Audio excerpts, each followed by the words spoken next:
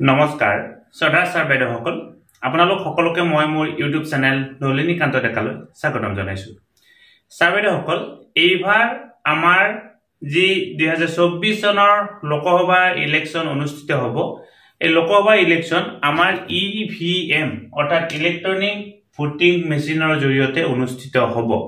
আৰু আমাৰ এই যে ইলেক্ট্ৰনিক ভোটিং মেচিনৰ জৰিয়তে আমাৰ ইলেকশ্যন অনুষ্ঠিত হ'ব,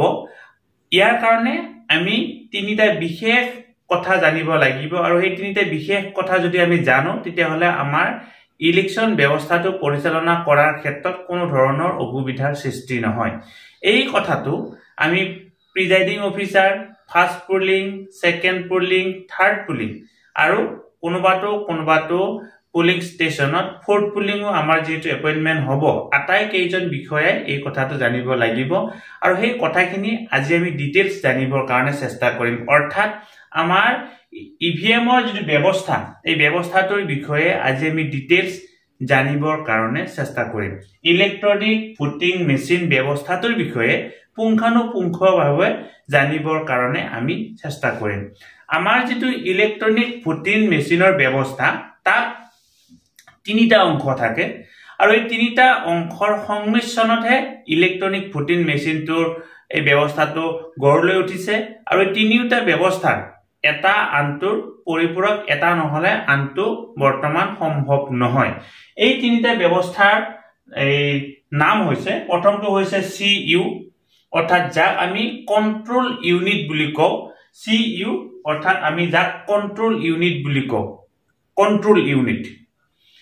দুই নম্বৰটো হৈছে VVPAT। এইটো প্ৰথম অৱস্থাত নাছিলে, নতুনকৈ ইয়াক 2 বছৰ মানৰ পৰা ব্যৱস্থা প্ৰথমতে পৰীক্ষামূলকভাৱে কোনোবা নিৰ্দিষ্ট ঠাইত ব্যৱহাৰ কৰা হৈছিলে। এতিয়া সকলো ঠাইতে কি কৰা হৈছে, VVPAT ব্যৱস্থাটোৰ প্ৰৱৰ্তন কৰা হৈছে। VVPAT হৈছে এনেকুৱা এটা ব্যৱস্থা য'ত নেকি আপুনি যিজন ব্যক্তিক ভোট দিয়ে, সেই ভোট দিয়া ব্যক্তিজনৰ এই যিজন ব্যক্তিক জনক নহয়, যিটো চিম্বলত ভোট দিব, সেই চিম্বলটো আপুনি নিজাববীয়াকৈ দেখা পাব আৰু তাৰ এটা প্ৰিণ্ট আউট ইয়াতে প্ৰিণ্ট হৈ ওলাব। এইটো হৈছে VVPAT, যাক আমি কি বুলি ক'ব পাৰো, voters verifiable paper audit trial বুলি ক'ব পাৰো। এইটো হৈছে VVPAT। আৰু একেবাৰে শেষত হৈছে BU, যাক আমি বেলট ইউনিট বুলি কওঁ। বেলট ইউনিট মানে হৈছে আমাৰ যিমানজন প্ৰাৰ্থী থাকিব, এই প্ৰাৰ্থীসকলৰ নাম এই বেলট ইউনিটত লিপিবদ্ধ থাকিব। AGP, BJP, কংগ্ৰেছ, আপ, তাৰপিছত এই তৃণমূল কংগ্ৰেছ, এনেকুৱা ধৰণে বিভিন্ন যিমানবিলাক দল আছে, এই দলবিলাকৰ নাম এই বেলট ইউনিটত লিপিবদ্ধ থাকিব। এতিয়া এই তিনিওটা আমি কেনেকুৱা ধৰণে সংযোগ কৰিব লাগিব, ইলেকশ্যনত যেতিয়া আমি যাম, যিকোনো চেণ্টাৰ এটাত যেতিয়া আমি যাম, প্ৰথম যোৱাৰ আগতে প্ৰথম কামটো হ'ব আমাৰ এই তিনিটা যন্ত্ৰ বুলিয়ে কৈছো, এই তিনিটা যন্ত্ৰৰ সংমিশ্ৰণ ঘটোৱাটোৱে হ'ব আমাৰ প্ৰথম কাম। আৰু সংমিশ্ৰণ ঘটোৱাৰ ক্ষেত্ৰতে যদি আমাৰ অসুবিধাৰ সৃষ্টি হয় আৰু ভুল হয়, আমি ভুল হলে কি কৰিব নোৱাৰিম, শুদ্ধভাৱে আমি কামখিনি পৰিচালনা কৰিব নোৱাৰিম। তাৰ পৰৱৰ্তী পৰ্যায়তে আহিব আমাৰ voter slip, 17A, 17C, tender vote, তাৰপিছত আমাৰ বিভিন্ন ধৰণৰ যিবিলাক ব্যৱস্থা থাকিব, প্ৰিজাইডিং অফিচাৰ ডায়েৰীৰ পৰা আদি কৰি বাকী যিবিলাক ব্যৱস্থা থাকিব, সেই কথাবিলাক পৰৱৰ্তী পৰ্যায়তহে আহিব। প্ৰথম আহিব লাগিব এই তিনিটা ব্যৱস্থাৰ সংযুক্ত আমি কেনেকুৱা ধৰণে কৰিম।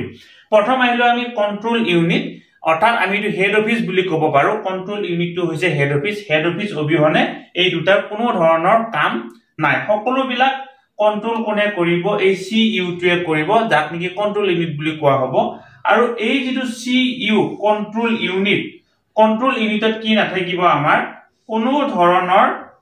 তাৰৰ ব্যৱস্থা নাথাকিব। এই কণ্ট্ৰোল ইউনিটত কোনো ধৰণৰ তাৰৰ ব্যৱস্থা নাথাকিব। পৰৱৰ্তী পৰ্যায়ত প্ৰেক্টিকেলি কণ্ট্ৰোল ইউনিটটো আপোনালোকক দেখুৱাই দিবৰ কাৰণে চেষ্টা কৰিম। এই কণ্ট্ৰোল ইউনিটত কোনো ধৰণৰ তাৰৰ ব্যৱস্থা নাথাকিব। কণ্ট্ৰোল ইউনিটৰ যিটো মেচিনটোত কোনো ধৰণৰ তাৰৰ ব্যৱস্থা নাথাকিব। VVPATৰ যিটো মেচিন হয়, মেচিনটো 4-কোণীয়া এটি মেচিন হয় আৰু ডাঙৰ মেচিন হয়। আৰু সেই মেচিনটোত ইতিমধ্যে কৈছো আপোনালোকক, আপুনি যিজন ব্যক্তিক ভোট দিব বা আপোনাৰ কেন্দ্ৰটোত যিজন ব্যক্তিয়ে ভোট দিবলৈ আহিব এই ভোট দিবলৈ অহা ব্যক্তিজনে ভোট দিয়াৰ পিছত তেওঁ যিটো সিম্বলত ভোট দিব সেই সিম্বলটোৰ প্ৰতিচ্ছবি তেখেতে ইয়াতে দেখা পাবৰ কাৰণে সক্ষম হ'ব তাৰ পিছত বেলট ইউনিটত কি থাকিব সেই যিমান কিজন ব্যক্তিয়ে প্ৰতিনিধিত মানে এই নিৰ্বাচনত প্ৰতিনিধিত্ব কৰিছে আটাইবিলাক ব্যক্তিৰ নাম থাকিব এতিয়া কলো কন্ট্ৰোল ইউনিটত কি থাকিব কোনো ধৰণৰ এই তাৰ নাথাকিব এতিয়া তাৰ যদি নাথাকে ইয়াৰ লগত কেনেকুৱা ধৰণে সংযোগ ঘটোৱা হ'ব সংযোগ ঘটোৱাৰ কাৰণে এটা সিস্টেম আছে এই সিস্টেমটো হৈছে আমি প্ৰথমতে কি কৰিব লাগিব আমাৰ বেলট ইউনিটত থকা জিডাল তাৰ বেলট ইউনিটত থকা তাৰ অৰ্থাৎ জিডাল কেবলডাল আমি কি কৰিব লাগিব ভিভিপেটৰ লগত সংযোগ কৰিব লাগিব অৰ্থাৎ এই আমাৰ যিটো কন্ট্ৰোল ইউনিটত কোনো ধৰণৰ তাৰ নাথাকে বেলট ইউনিটৰ পৰা এডাল তাৰ ওলাই আহিব আৰু ভিভিপেটৰ পৰা এডাল তাৰ ওলাই আহিব অৰ্থাৎ কন্ট্ৰোল ইউনিটত কোনো ধৰণৰ তাৰ নাথাকে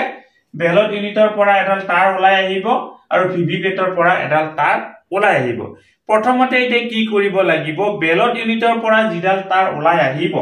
বেলট ইউনিটৰ পৰা ওলাই অহা তাৰডাল ভিভিপেটৰ লগত সংযোগ ঘটাব লাগিব আৰু ভিভিপেটৰ পৰা ওলাই অহা তাৰডাল কি কৰিব লাগিব কন্ট্ৰোল ইউনিটৰ লগত সংযোগ কৰিব লাগিব প্ৰথম কাম হৈছে আমাৰ এইখিনিয়ে যেতিয়া আমাৰ এই কামখিনি কৰিম কৰাৰ লগে লগে আমাৰ তিনিওটা যন্ত্ৰ আমাৰ সংযোগ হৈ পৰিব আৰু সংযোগ হৈ পৰাৰ লগে লগে আপোনালোকে কি গম পাব এই ভিভিপেটৰ ব্যাটাৰী কিমান আছে সেই কথাখিনি অটোমেটিক্যালি ইয়াতে দেখা পাবৰ কাৰণে সক্ষম হ'ব কন্ট্ৰোল ইউনিটত আপোনালোকে ভিভিপেটৰ ব্যাটাৰী কিমান আছে মানে ব্যাটাৰী পাৰ্চেন্টেজটো কিমান আছে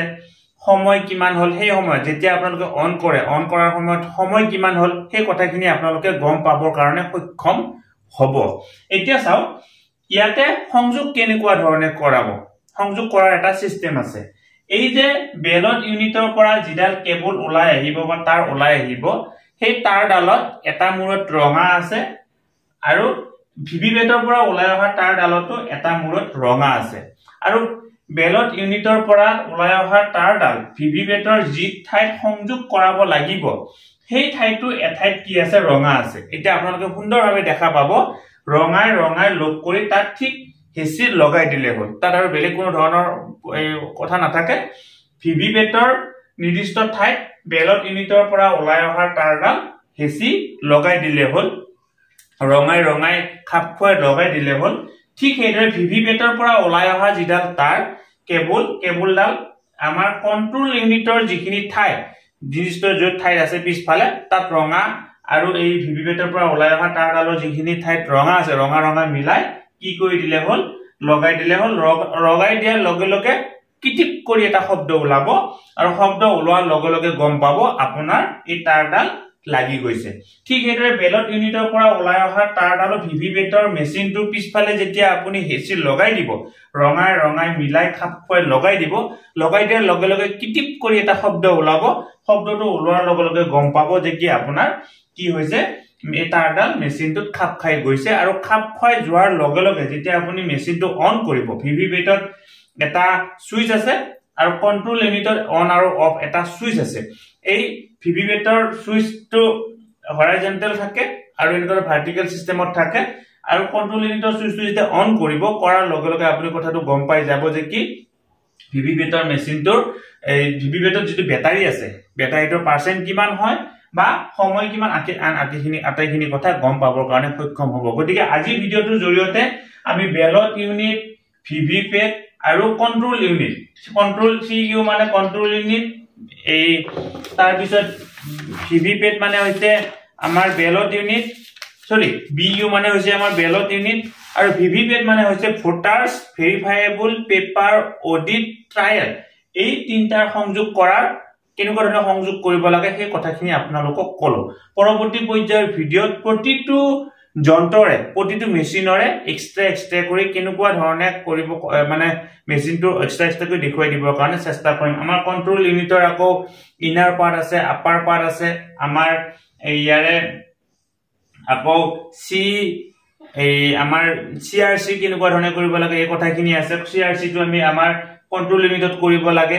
তাৰপিছত আমি যেতিয়া আমি কোনোবা এজন ব্যক্তিক ভোট দিবৰ কাৰণে আহিব ভোট দিবলৈ আহিলে ভোট কেনেকুৱা ধৰণে আমি পেপাৰ আমি ইস্যু কৰিম ধৰ বেলট পেপাৰ ইস্যু কৰিম ইস্যু কৰাৰ কথাখিনি ইয়াতে আছে এই কথাখিনি আপোনালোকক দেখুৱাই দিবৰ কাৰণে চেষ্টা কৰিম আপোনালোকে আমাৰ হোৱাটছআপ যেটো টিচাৰ ৰিলেটেড হোৱাটছআপ চেনেলৰ লিংক ভিডিঅ ডেসক্ৰিপচনত দিয়া আছে অনুগ্ৰহ কৰি আপোনালোকে ফলো কৰিব লগতে আমাৰ ফেসবুক পেজ নলিনীকান্ত ডেকা এতিয়ালৈকে যদি ফলো কৰা নাই অনুগ্ৰহ কৰি ফলো কৰিব বুলি আশা কৰিলো ভিডিঅটো ইমানতে সামৰিছো ধন্যবাদ শ্ৰদ্ধা ছাৰ বাইদেউসকল নলিনীকান্ত ডেকা নামৰ ইউটিউব চেনেলটো হৈছে এটি শিক্ষামূলক ইউটিউব চেনেল এই চেনেলটোৰ জৰিয়তে আমি শিক্ষক ছাত্ৰ-ছাত্ৰী অভিভাৱক আৰু বিদ্যালয়ৰ কাৰণে উপযোগী কিছু ভিডিঅ প্ৰস্তুত কৰিবৰ কাৰণে চেষ্টা কৰো আপুনি যদি প্ৰথমবাৰৰ কাৰণে এই চেনেলটো চাইছে অনুগ্ৰহ কৰি চেনেলটো সাবস্ক্ৰাইব কৰিব আৰু অল নটিফিকেশন প্ৰেছ কৰি থব